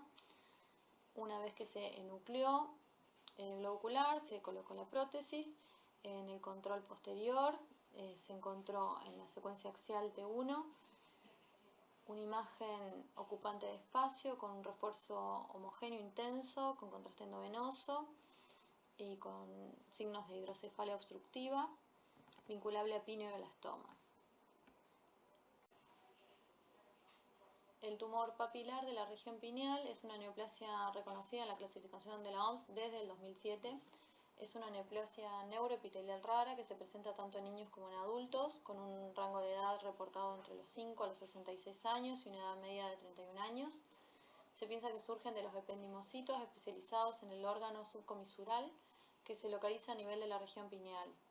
Debido a su rareza, el criterio de clasificación histológica desde la nueva clasificación de la OMS de 2016 corresponde con los grados 2, 3 de la OMS. En un estudio retrospectivo multicéntrico de 31 pacientes, la progresión ocurrió en 72%, la diseminación de líquido cefalorraquídeo se ha reportado en un 7%, la supervivencia a los 5 años y la supervivencia libre de progresión fueron del 73% y del 27% respectivamente, y la recurrencia local ocurre con frecuencia incluso después de la resección completa y radioterapia. Son lesiones bien circunscriptas que pueden medir hasta 5 centímetros y pueden tener componentes quísticos. En la evaluación histológica muestran un patrón de crecimiento de tipo epitelial, con rasgos papilares, rosetas, pseudorosetas perivasculares. El diagnóstico diferencial incluye otros tumores del parénquima pineal, como los ependimomas papilares, neoplasias del plexo coroideo y metástasis. Los hallazgos inmunohistoquímicos ayudan a diferenciarlos, especialmente del ependimoma y el papiloma del plexo coroideo. En cuanto a los hallazgos imagenológicos, el tumor papilar de la región pineal se presenta como lesiones bien circunscriptas, con intensidad de señal variable en imágenes ponderadas en T1, alta intensidad de señal en imágenes ponderadas T2, como la primera imagen que vemos a la izquierda de la pantalla, y refuerzan luego de la administración de contraste endovenoso, como lo vemos a la derecha de la pantalla. Las áreas quísticas son frecuentes, se han descrito la hiperintensidad de señal ponderada en T1, que se cree que está vinculada a inclusiones secretoras que contienen proteínas o glicoproteínas. Estas imágenes corresponden a una niña de 17 años que se presentó con dolor de cabeza, vómitos y diplopía. Vemos en el corte de T2 la imagen pequeña, heterogénea, sólido quística a nivel de la región pineal, con hidrocefalia presente. Se muestra luego de la administración del contraste endovenoso un refuerzo de la porción sólida de la lesión. Los tumores de células germinales surgen de un ectodermo primordial residual, mesodermo o endodermo, y cada subtipo de tumor representa el correlato neoplásico de una etapa distinta del desarrollo embrionario. Estas lesiones representan más de la mitad de las neoplasias de la región pineal. La OMS los clasifica en germinomas y tumores de células germinales no germinomatosos. Los tumores de células germinales no germinomatosos incluyen teratomas, carcinoma embrionario, tumor de saco vitelino, coriocarcinoma y tumor de células germinales mixtos. Existen varias teorías sobre el origen de estos tumores a nivel intracraneal. Una es el de la migración aberrante. De acuerdo con esta teoría, en lugar de que las células germinales emigren del saco vitelino a su ubicación normal en los ovarios o testículos, migran a otras ubicaciones y se detienen predominantemente en los sitios de la línea media, que incluyen el tercer ventrículo, el mediastino y la región sacrococcígea. Otra teoría es la teoría de las células embrionarias, en la que una célula embrionaria pluripotente no migratoria da lugar a las neoplasias de células germinales. Otros proponen que solo los germinomas surgen de las células germinales y el resto de los tumores de células germinales se deben a la ubicación anómala de las células embrionarias en el mesodermo lateral. El resultado es el atrapamiento de estas células en diferentes regiones del cerebro. Los tumores de células germinales del sistema nervioso central se encuentran más comúnmente en las regiones pineales y supracelares. Estas lesiones dan como resultado un aumento de los niveles séricos y del líquido cefalorraquídeo de las oncoproteínas producidas por el tumor, alfa-fetoproteína, hormona gonadotrofina coriónica y fosfatasa alcalina placentaria. La prevalencia del tumor de células germinales intracraneales varía según la geografía. En Japón y otros países asiáticos representan hasta el 11% de los tumores cerebrales pediátricos, mientras que en los países occidentales representan entre el 0,4 y 3,4%. Los germinomas representan la mayoría de estas lesiones y los teratomas son los segundos más frecuentes. La mayoría de los pacientes con tumor de células germinales intracraneales tienen entre 10 y 30 años. En la región pineal, los tumores de células germinales se producen aproximadamente 3 veces más frecuentemente en el sexo masculino. Los germinomas representan el 1 al 2% de todas las neoplasias craneales y el 90% de los pacientes tienen menos de 20 años. Los germinomas del sistema nervioso central son histológica y genéticamente similares al digerminoma en el ovario y al seminoma en el testículo. El 50 al 60% de los germinomas intracraneales ocurren en la región pineal y el 25 al 35% en la región supracelar. Los que ocurren en la región pineal son 10 veces más frecuentes en los hombres, mientras que en los germinomas supracelares no hay predilección por sexo. La diseminación por el líquido cefalorraquídeo y la invasión del cerebro adyacente ocurren frecuentemente, pero el pronóstico es muy bueno, con una supervivencia a los 5 años del 90%, ya que las lesiones son altamente sensibles a la radioterapia. Histológicamente son lesiones circunscriptas que muestran un patrón de células linfocitarias y células germinales primitivas, grandes. La abundancia de células linfocíticas contribuye a la hiperatenuación observada en la tomografía y a la restricción de la señal en secuencias de difusión en resonancia magnética. Los germinomas se pueden dividir en dos subtipos.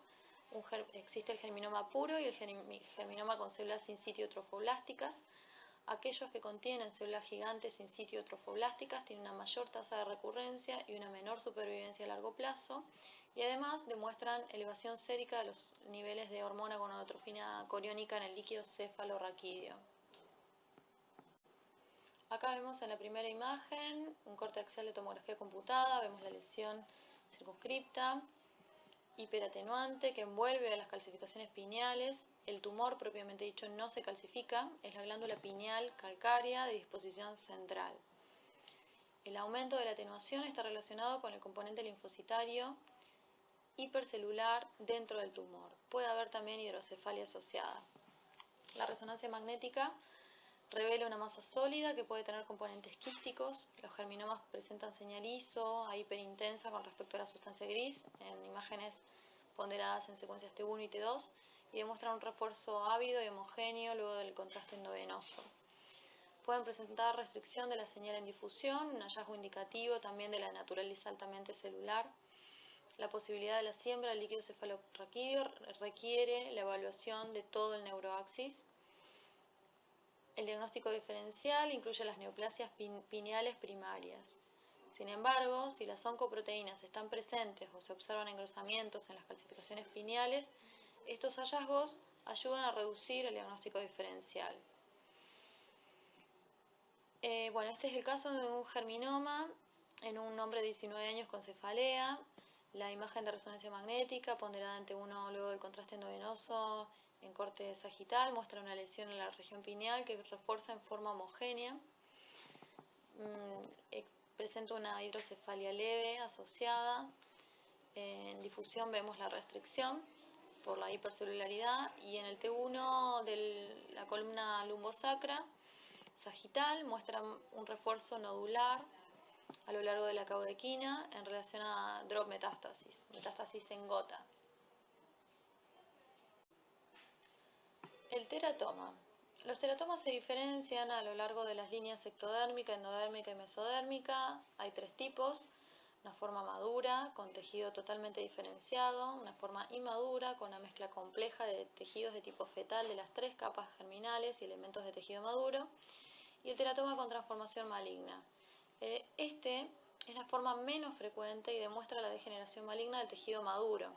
La evaluación de un teratoma maduro revela una neoplasia lobulada con una mezcla compleja de tejidos de las tres capas germinales embrionarias. La piel y los apéndices cutáneos pueden verse debido al componente ectodérmico. El mesodermo contribuye a la presencia de cartílago, hueso, grasa y músculo liso y esquelético. El epitelio respiratorio o entérico surge del componente endodérmico y los teratomas inmaduros contienen elementos de tejido diferenciados de forma incompleta que se asemejan al tejido fetal. Incluso si una lesión tiene solo un componente menor de este tejido no diferenciado, aún se clasifica como un teratoma inmaduro. Acá vemos arriba a la izquierda una imagen axial de tomografía computada, una lesión multiloculada con focos de atenuación grasa, calcificaciones excéntricas y regiones quísticas, que involucra la fosa craneal media, presenta áreas de densidad grasa, típico de un teratoma maduro. Las imágenes de resonancia magnética ponderadas en T1 pueden mostrar focos de acortamiento debido a la intensidad de señal variable y a la grasa relacionada con la calcificación. En las imágenes ponderadas en T2, el componente del tejido blando es ISO a hipointenso. El componente del tejido blando refuerza en las imágenes postcontraste. La forma maligna puede tener una apariencia de imagen más homogénea, con menos quistes y menos calcificaciones, lo que dificulta aún más la distinción con otras neoplasias. Existen también otros tumores de células germinales como el coriocarcinoma, los tumores del saco vitelino y el carcinoma embrionario, que son neoplasias raras. Pueden tener hallazgos de imágenes similares a los de otras neoplasias de células germinales o neoplasias finales primarias. La evaluación de las oncoproteínas séricas ayuda a hacer el diagnóstico apropiado y también pueden sufrir hemorragia, lo que provoca un acortamiento T1. En las dos imágenes axiales inferiores de la pantalla corresponden a un niño de 8 años con un historial de 2 semanas de síndrome de Parinot. La imagen muestra una lesión lobulada y heterogénea con un área de hiperintensidad de señal, con la flecha, señalada por la flecha. Esto corresponde a grasa. La imagen luego del contraste endovenoso muestra un refuerzo focal de las porciones del tejido blando de la lesión.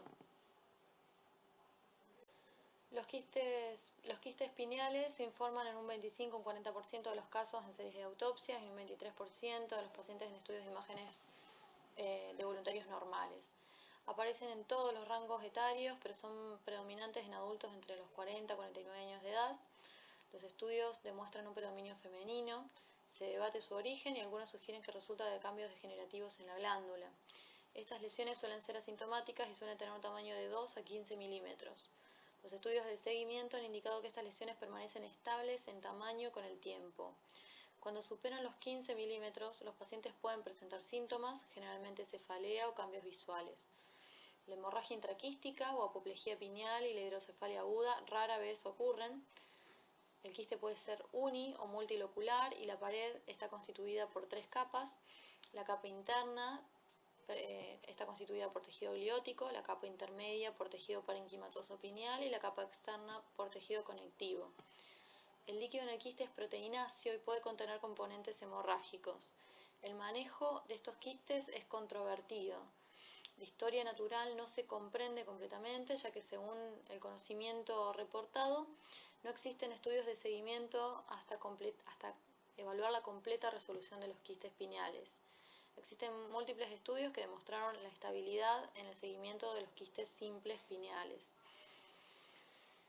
Algunos autores proponen el seguimiento clínico de los quistes pineales asintomáticos solo cuando superan los 10 milímetros de volumen para documentar la estabilidad.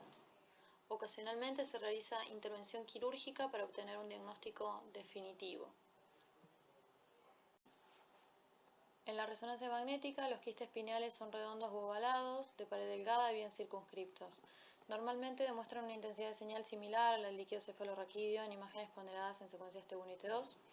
En las imágenes de recuperación e inversión atenuadas con fluidos o FLAIR, la señal puede no ser completamente suprimida debido al contenido proteináceo. Luego de la administración del contraste endovenoso, el refuerzo de la pared del quiste se produce en la mayoría de los quistes pineales, pero suele ser incompleta. Este hallazgo se ha atribuido a la fragmentación del parenquima pineal a medida que el quiste se agranda.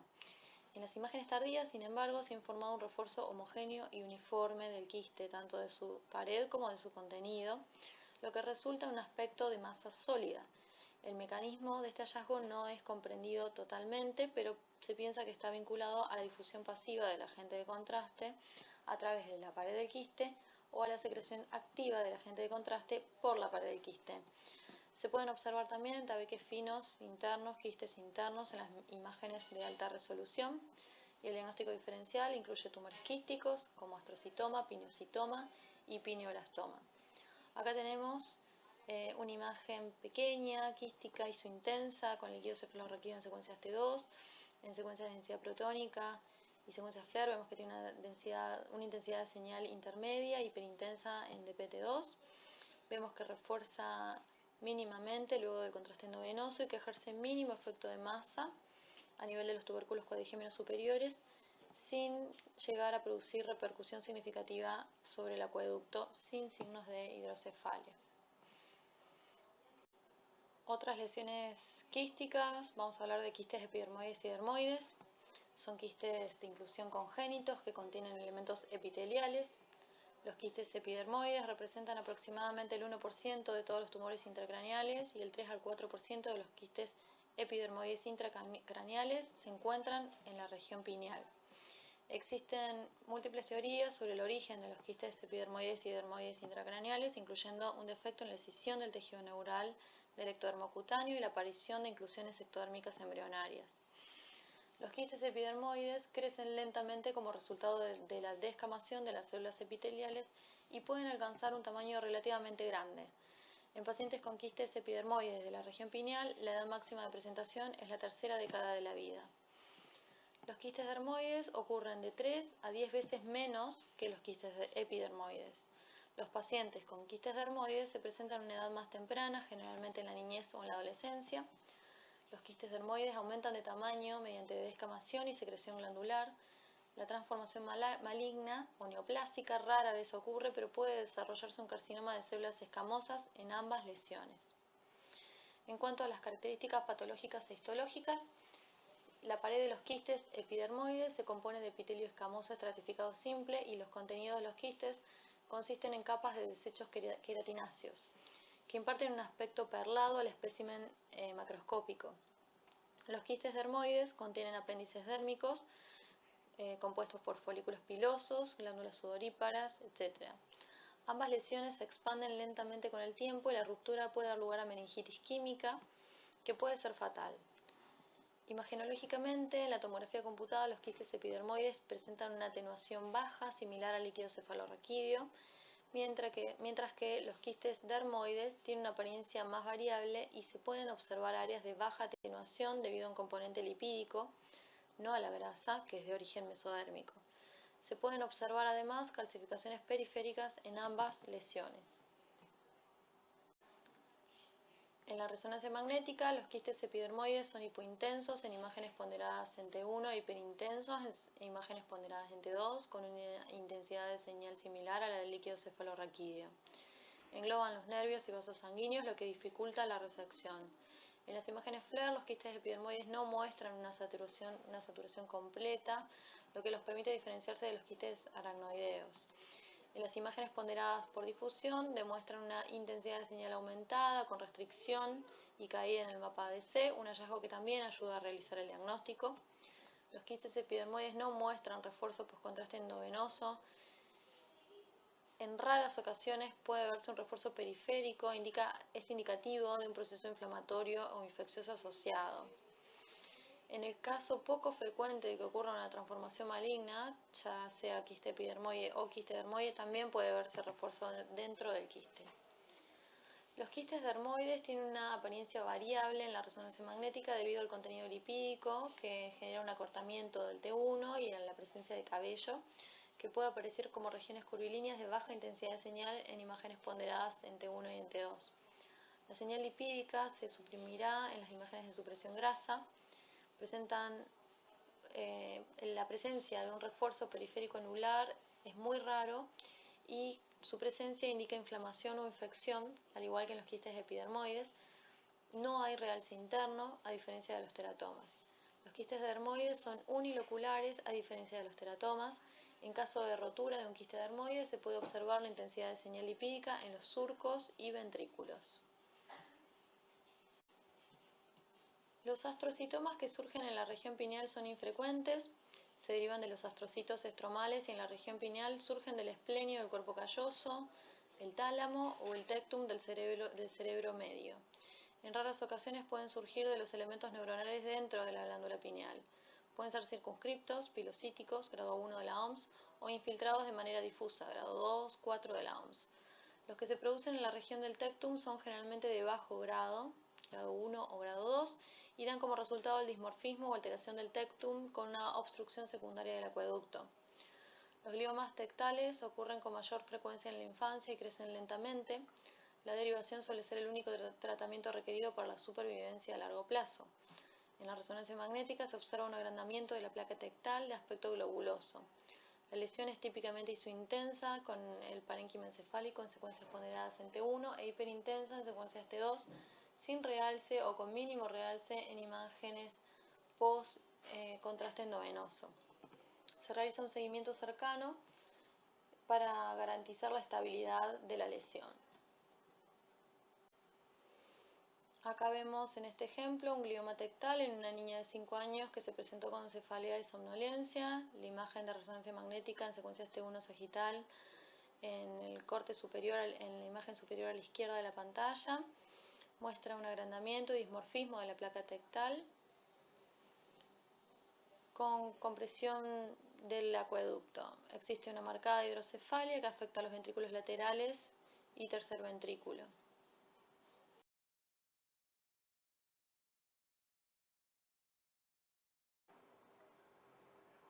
Vamos a hablar ahora de las lesiones secundarias supratentoriales.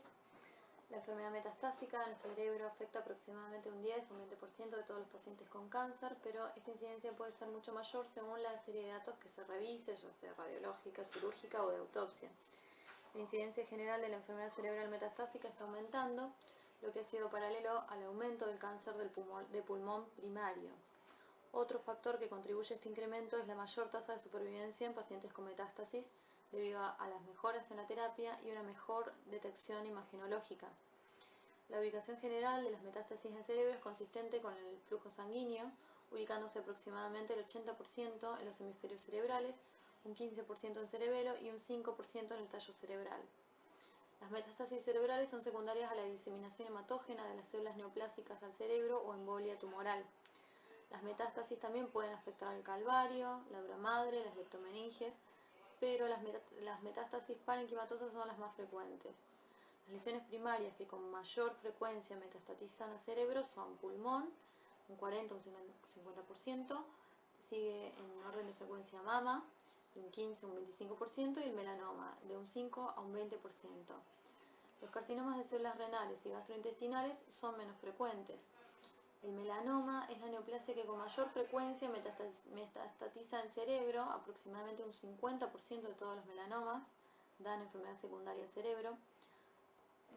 Aunque estas metástasis pueden ser múltiples, las metástasis solitarias no son infrecuentes, como se observa en cánceres de pulmón y mama.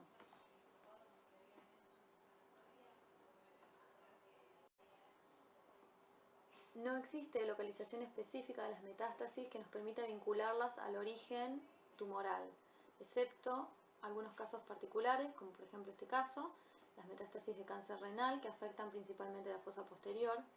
Esto está vinculado a la diseminación retrógrada a través del plexo de Batson. Si ustedes recuerdan, el plexo venoso vertebral de Batson, que comunica vasos intercostales posteriores con el plexo venoso vertebral, que carece de válvulas, por lo que la sangre puede fluir en ambas direcciones, lo que representa un paso importante en la diseminación metastásica. Batson en la década del 40 demostró que la sangre de la mama y la pelvis retornaba a la vena cava, pero también a un sistema de bajas presiones y grandes volúmenes constituido por estas venas vertebrales que se comunican con venas costales. Esto es muy importante en la diseminación de tumores primarios retroperitoneales como vejiga, riñón, útero y tumores derivados del tracto gastrointestinal. Las metástasis en general se acompañan de edema vasogénico perilesional en grado variable. Esto es debido al incremento de la permeabilidad capilar con respecto a los capilares normales, pero también se debe a la oclusión vascular tumoral. Este incremento en la permeabilidad vascular permite el pasaje de macromoléculas al espacio perivascular intersticial, lo cual genera un incremento en la presión intraarterial y pasaje intersticial. Como resultado tenemos entonces edema vasogénico peritumoral que se origina en la sustancia blanca a modo de interdigitación sin afectar la sustancia gris, el denominado edema en dedo de guante. Estos hallazgos son visibles tanto en tomografía como en resonancia magnética. En cuanto a la topografía lesional, una localización común de las lesiones secundarias, metastásicas, supratentoriales, es a nivel de la interfase córtico-subcortical. Esto está vinculado a la circulación cerebral terminal y al cambio en el calibre arteriolar. Las metástasis corticales, por otra parte, pueden no presentar tanto edema vasogénico porque la corteza tiene un espacio intersticial de menor magnitud. Estas metástasis pueden no ser objetivadas en estudios sin contraste endovenoso.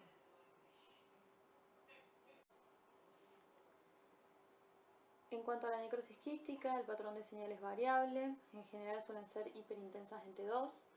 Esta necrosis se observa con refuerzo anular luego de la administración de contraste endovenoso. Presenta hiperseñal en secuencia FLAIR, a diferencia de un quiste simple. El refuerzo anular periférico es diferente también al del absceso, presentándose en general con un patrón heterogéneo, pseudonodular, discontinuo. Otro punto a considerar en el diagnóstico diferencial con los abscesos es el comportamiento restrictivo en la difusión, mientras que en los abscesos vamos a tener un patrón de restricción central debido a los detritos celulares, fibrinógenos, células inflamatorias, etc. En las metástasis, el patrón de restricción en la difusión es excéntrico y periférico. La necrosis se puede presentar con señal de intensidad baja en T2. Los tumores que más frecuentemente se asocian a necrosis quística son los de pulmón en un 20%, renal un 10%, melanoma en un 7%, mama un 5% y colorectal un 2%. Los diagnósticos diferenciales más comunes incluyen causas infecciosas, abscesos, como dijimos previamente, también tuberculomas, neurocisticercosis, causas inflamatorias como la sarcoidosis y oncológicas, como tumores primarios cerebrales. Acá tenemos un ejemplo de un absceso cerebral en un paciente con cardiopatía congénita. Es un absceso cerebral típico que presenta un refuerzo anular periférico fino, homogéneo, liso. Vemos también una cápsula hipointensa en secuencias T2. Vemos también una pequeña lesión satélite. La cavidad del absceso restringe la difusión y presenta un patrón bajo en el mapa ADC. El anillo de baja señal en T2 también es un signo radiológico característico de absceso. Existen ciertas excepciones, como es el caso de esta lesión secundaria parietal derecha, en la que la lesión muestra un patrón restrictivo central. Estos son los casos menos frecuentes, pero con esto les pongo en evidencia que los criterios no son excluyentes. El orden de frecuencia es mucho menor, pero también pueden presentar un patrón restrictivo central las lesiones secundarias. Esta es una metástasis de carcinoma de pulmón. Las metástasis de melanoma presentan característicamente hiperintensidad de señal espontánea en T1 por acortamiento en tiempos T1 debido a la presencia de radicales libres de melanina. Esto hay que diferenciarlo de la metahemoglobina intracelular, que presenta hiperseñal en T1 y muy baja señal en T2. Por otra parte, estas lesiones suelen presentar sangrado, complicando más el diagnóstico. Las secuencias T2, estrella y susceptibilidad son muy útiles para el diagnóstico de estas metástasis. Existe por otra parte el melanoma amelanótico, que se caracteriza por hipointensidad de señal en T1 e hiperintensidad de señal en T2, son mucho menos frecuentes. Acá vemos a la izquierda de la pantalla, en la secuencia axial T1, estas imágenes espontáneamente hiperintensas que muestran signos de sangrado, y a la derecha vemos la secuencia GRE, que muestra de la misma paciente mayor cantidad de lesiones que no eran visualizadas en la secuencia T1. Con respecto a la hipervascularización, esto está asociado a lesiones metastásicas, incrementa el riesgo de sangrado, se presentan con señal de vacío de flujo, se visualizan trayectos vasculares tortuosos, anómalos, vasos elongados, que también pueden identificarse en secuencias GRE. Las metástasis calcificadas se presentan fundamentalmente en las metástasis de ovario y osteosarcoma. Para esto es muy útil la tomografía computada, porque en resonancia magnética no permite en ocasiones diferenciar entre calcificación y hemorragia.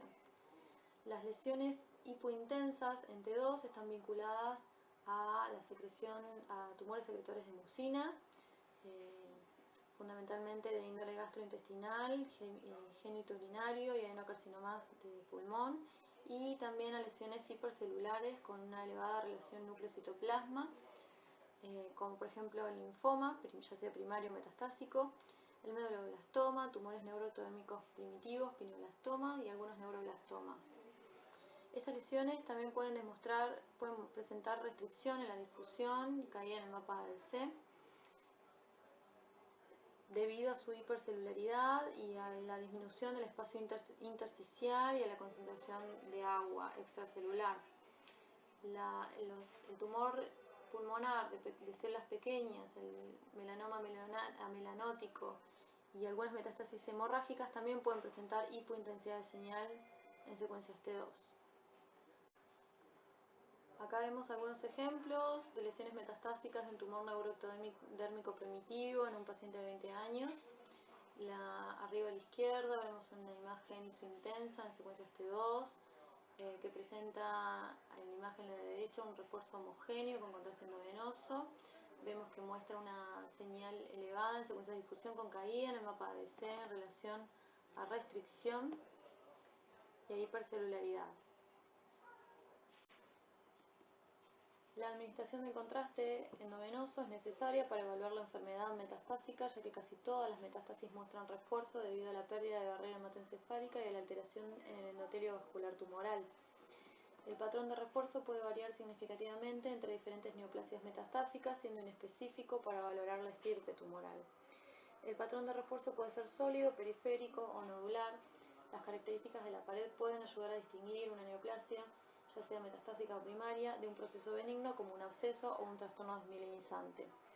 El patrón de refuerzo grueso o nodular se observa con mayor frecuencia en neoplasias malignas que en las benignas, que habitualmente muestran un refuerzo de la pared delgado, fino, liso y homogéneo.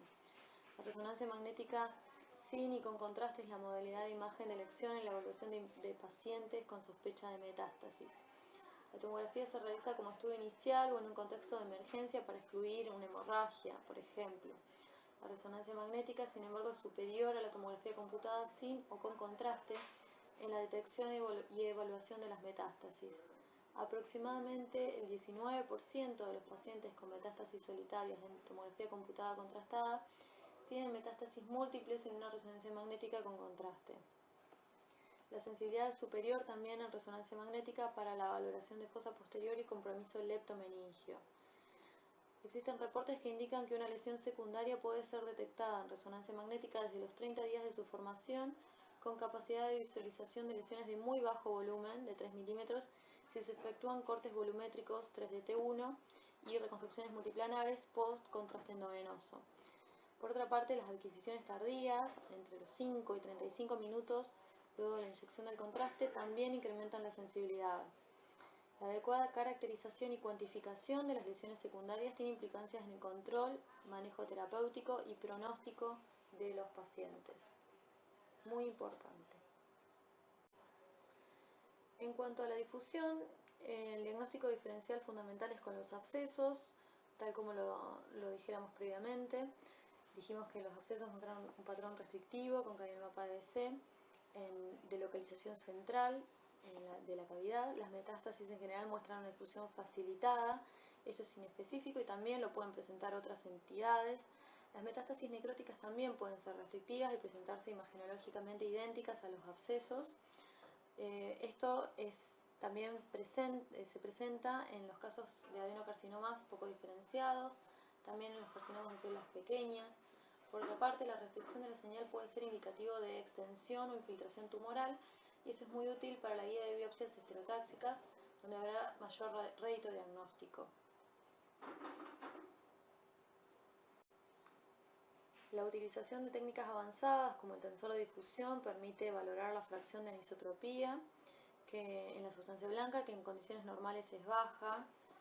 En las lesiones cerebrales, la reconstrucción mediante tractografía puede dar alterada en los casos de intenso edema vasogénico peritumoral, aun cuando las fibras estén intactas, porque el edema altera las características anisotrópicas habituales de la sustancia blanca. Por otra parte, la valoración de la fracción de anisotropía y la reconstrucción multiplanar de los principales tractos permite identificar infiltración, amputación, compresión extrínseca de las fibras y de los tractos próximos a la lesión, muy útiles para el planeamiento quirúrgico. Con respecto a la perfusión, tenemos en la actualidad el arterial spin labeling, que es una técnica más nueva de perfusión sin utilización de contraste endovenoso. Se produce por excitación a través de la radiofrecuencia de los espines a nivel del flujo intraarterial y luego se mide el efecto tisular de la alteración de estos espines. Como sabemos, el refuerzo demuestra que existe una ruptura de la barrera hematoencefálica que no alcanza por sí solo en las series con contraste a evaluar la presencia de neovascularización. Para ello utilizamos la perfusión y en especial el volumen sanguíneo cerebral, los mapas que derivan del volumen sanguíneo cerebral regional para valorar esta microvasculatura. ha sido ampliamente reportado para la caracterización de los gliomas y su categorización en alto o bajo grado, como así también para la diferenciación entre gliomas de alto grado versus metástasis. Se sabe que el edema peritumoral presente en una lesión glial de alto grado presenta células infiltrantes peritumorales, mientras que el edema vasogénico peritumoral de una lesión metastásica no. Con lo cual, los gliomas de alto grado presentan un incremento significativo en el mapa del volumen sanguíneo cerebral peritumoral, que en general es significativamente mayor con respecto a las metástasis.